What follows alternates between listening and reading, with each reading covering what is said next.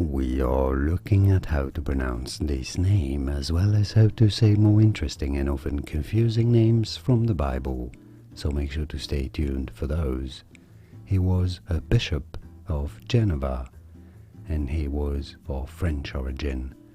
So for referencing his name in French is said as Francis de Sales. Yes, the S is silent to Sales, being the last letter of the word.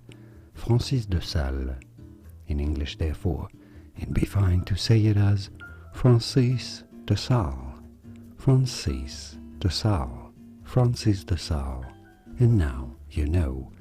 More videos here on how to pronounce more interesting names from the Hebrew Bible, biblical names too whose pronunciations aren't always obvious. I'll see you there to learn more. Thanks for watching.